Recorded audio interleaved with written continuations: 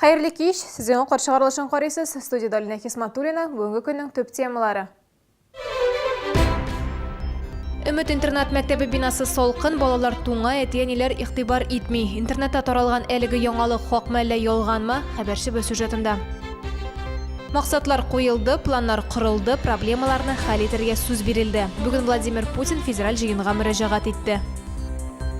Korkmazsızlık taleplerin üteme arkasında turak yırtma ava şaudı. Ziyanını kim kaplayışa güzel şıkapı açıkladı.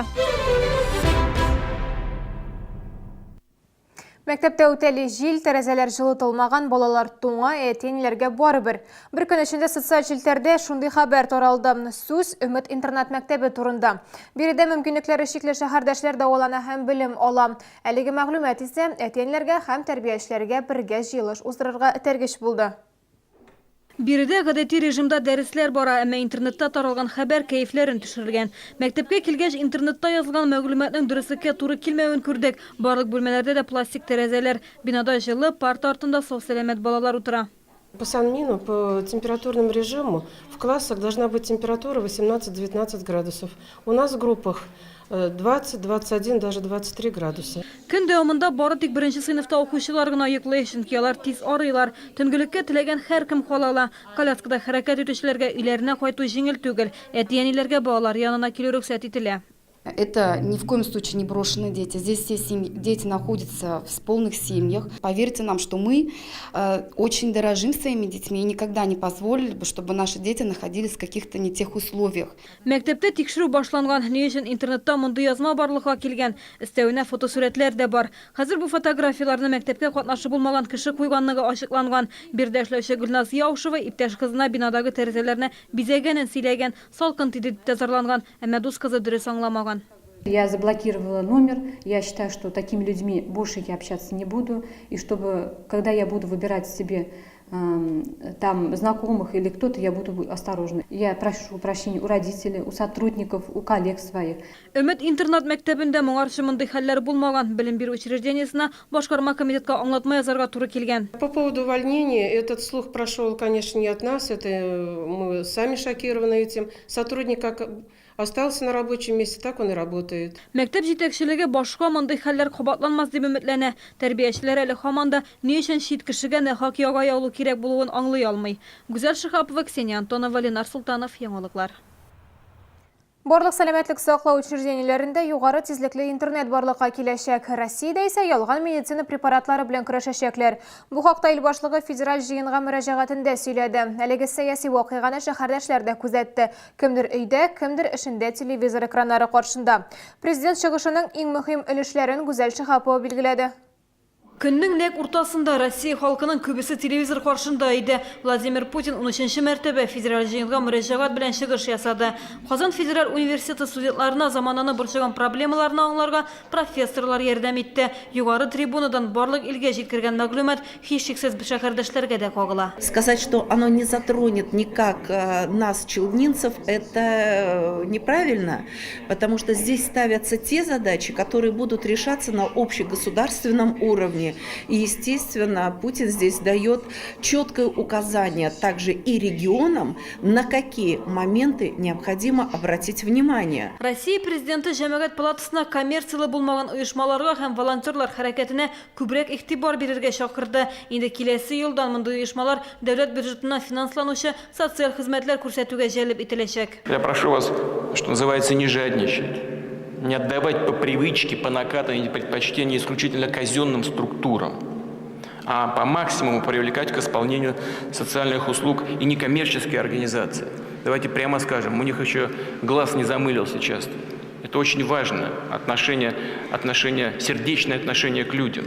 Медицина хезмәткәрләренә карата да таләпләр кырыслана, якын арада аларны кәгазь эшеннән азат итү өстендә эшләячәкләр. Бу эштә информатизациялау процессы ярдәм итәчәк. 2 ел дәвамында барлык хастаханәләрдә һәм шифаханәләрдә югары тизлекле интернет барлыкка киләчәк. Это позволит врачам даже в отдаленном городе или поселке использовать возможности телемедицины, быстро получать консультации коллег из региональных и федеральных клиник. Вот я хочу обратить внимание на это Министерство связи.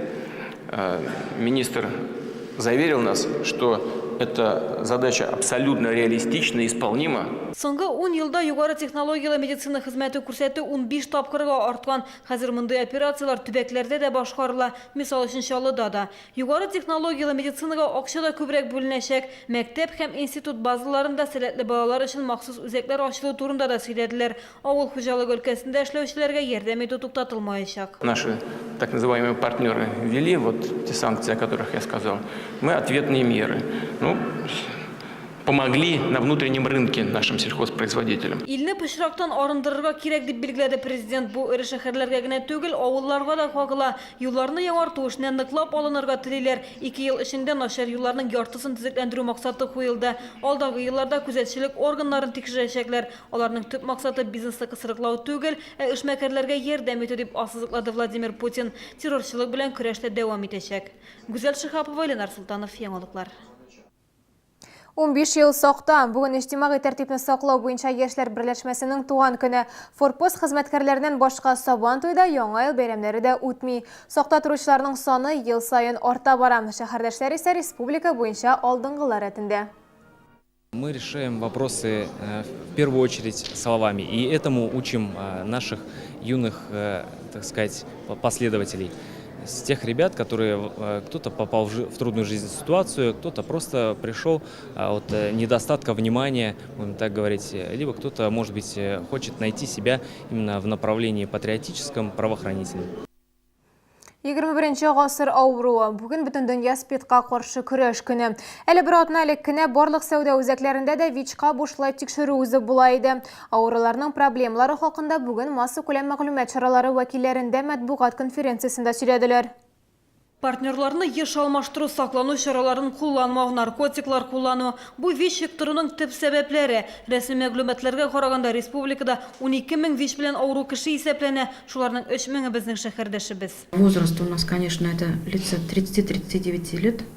На них приходится 55% случаев. Второй по численности возраст это 20-29 лет, 20% почти случаев. И лица в возрасте от 40 до 49 лет, 18% случаев. Очень много встречается случаев заболевания ВИЧ-инфекцией, особенно у беженцев с Украины. Встречаются случаи ВИЧ-инфекции и у иностранных граждан. Все они депортируются. То есть жителям Челнов, я думаю, на эту тему волноваться не стоит. Кожвен-диспансер стоит на страже здоровья. Диагнозны кабул итмәүдә алынуны вакытында башлама ситуацияны кыенлаштыра гына. Табибка күбесенчә хәл катлаулангач кына мөрәҗәгать итәләр. Шуңа күрә дәвалану да озакка сузыла. Пациенты, которые к нам уже попадают, они попадают в достаточно плачевном состоянии. Это связано с чем? В первую очередь, они сами за собой не следят. Почему? Потому что достаточно халатно относятся к своему здоровью. Белгечләр йогышлы авыруның таралмавына һәркем өлеш кертә дип саный. Беренче чиратта наркотиклардан баш тартырга кирәк. Икенчедән, җенси мөнәсәбәткә кергәндә саклану чараларын куллану зарур. ВИЧ статусын билгеләү өчен даими тикшерүләр узуда комачауламас. За эту неделю мы проводили тестирование и в группах риска, и среди простого населения. И у нас 20 человек с тестом плюс. Хәзер ВИЧ үлемгә китерә торган авыру булып саналмый. Дөнья күләм сәламәтлек саклау оешмасы аны хроник авырулар рәтенә кертә. Әлеге чирне йоктырган һәркемдә тулы тормыш алып барырга мөмкин. Гүзәл Шихапова, Юлия Шмакова, Ленар Султанов, яңалыклар. Сәламәт бала тудыру һәрәт янинең хыялы. Шуңа күрә йөклелек чорына да алдан әзерләнү кирәк. Моның өчен гаилә планлаштыру буенча махсус программалар бар. Тулырак безнең сюжетта. Репродуктив сәламәтлеккә нигез бала чактан ук салына. Халыкта яңа туачак баланың сәламәтлеге бары тик әни кешенең сәламәтлегенә карап кына билгеләнә дигән фикер яши. Әмма бу дөрес түгел. Бала тудыра алмаучы 100 парның 40-60% да гаеп иратларда да бар. Бу җенси юл белән тапшырылучы инфекцияларга бәйле. Нәкъ шуңа күрә бала тудыруга хатын-кызда иратта җитди карарга тиеш. Кеше тормышында һәр вакыйга да беренче тапкыр була. Мондый очраклар әзерлек сорый. Эшкә әзерләнмичә алынсаң стресс китереп чыгара. Бүген гаиләне планлаштыру буенча махсус программалар эшли. Алар булачак әти һәм әниләр арасында зур кызыксыну уяткан. Когда ты идешь первый раз рожать, Беренче тапкыр бәби тудырырга барганда берни дә белмисең, әзерлек кирәк. Без ирем белән алдан әзерлек программасын узарга булдык. Гаилә планлаштыру хезмәтләре кирәкле мәгълүмат белән тәэмин итә. Бирдә теләге булган һәркем җенси мөнәсәбәтләргә кагылышлы сорауларга җавап таба ала. Гүзәл Шихапова, Константин Величко, яңалыклар. Акчаны янда калдырам дип куркынычсызлык таләпләрен үтәмәгәннәр. Шул рәвешле шәһәрдәшләргә зыян килгән. Кичә 48-16 йорты янында карт агачларны кистеләр. Әмма подрядчылар эшләрен тыныч кына башкарып китә алмады. Аларның һәр хәрәкәте 48-нче комплекста яшәүчеләр күзәтүе астында иде. Тәрәзәгә киселгән ботаклар шакый башлагач, шәһәрдәшләр урамга чыгарга мәҗбүр булды. Я боялась, что второй раз, когда долбанула, если бы ветки были бы прям в это стекло залезла, их боялась, что холодильник что тут пробьет. Агачларны кискен вакытта Лидия Андреевна газ плитәсе янында кайнашкан, вакыт-вакыт тәрәзәгә дә күз салган. Белгеч булмасам да эшчеләрнең куркынычсызлык таләпләрен үтәмәвен аңладым ди шәһәрдәшебез. Оборвался у них. Аларның тросы өзелде, элгәндә юкчыдан булмавы күренеп тора иде. Трос өзелгәч бөтенләй селкенеп куйды. Эшчеләр 4 топольны кискен, агачлар комачаулаган, бирдә яшәүчеләрнең гомеренә җилле көннәрдә куркыныч янаган. Әмма агачларны кисү шул кадәр проблема тудырыр дип берсенең дә башына килмәгән. Хәзер килгән зыянны идарә итүче оешма каплаячак, әмма түләүгә подрядчы оешмада ярдәм итәчәк. На настоящий момент договор с данной компанией приостановлен. Хәзер подрядчы оешма белән килешүне өздек. Мондый эшләр башкаручы башка подрядчыларны да тикшерәчәкбез. Бер фатирда тәрәзә ватылган, икенчесендә җиһазларга да зыян килгән. Идарә итүче оешма хезмәткәрләре тәрәзә пыяласын иртүк килеп алмаштырган. Күңелдә барыбер курку хисе калды ди 48-16 йортында яшәүчеләр. Гүзәл Шихапова, Сергей Вильданов, Яңалыклар. Яңа елга да күп калмады. Якынарга нинди бүләк бирәсен уйларга вакыт. Сыйфатлы куртка яки матур тун менә дигән бүләк. Аларны отышлы бәягә каян алырга мөмкин? Безнең сюжетта. Жылы тәнгәрәхәт һәм матур өс киеме зима кибетенә яңа коллекция кайтты. Мутон шәшке туннарның хатын-кызлар һәм ир-егетләр өчен пуховикларның киң ассортименты тәкъдим ителә. Барлык хайры туннарның бәясе 23 мең сумнан кыйммәт түгел. Мутонга 35% ташлама каралган һәм әлбәттә бонуслар. Тун алсаң, икенче өс киеме бүләккә. Муж подарил мне на день рождения эту шубку, а куртку мне дали в подарок. Очень довольна и счастлива. Слышала много хорошего о магазине «Зима». Решила лично убедиться. Купила себе отличную шубку и пуховик получила в подарок. Зима кибетендә бөтен гаиләне киендерергә мөмкин. Биредә хатын-кызлар күңеленә ошаган өс киеме табала. Ир-егетләрдә әйберсез кайтып китмәячәк. Шулай ук балалар өчен дә өс киемнәрнең төрле модельләре бар. Сайлап алганда сатучылар ярдәмгә әзер. 36-дан 72-гә кадәр барлык үлчәмнәр дә бар. Матур һәм җылы өс кием алырга соңга калмагыз. Зима кибете палитра сәүдә үзәгенең 3-нче катында урнашкан. Бу сезгә ишеткерәсе соңгы мәгълүматы без иде. Мин Алина Хисматуллина сезнең белән сау булашам. Исән-имин булыгыз.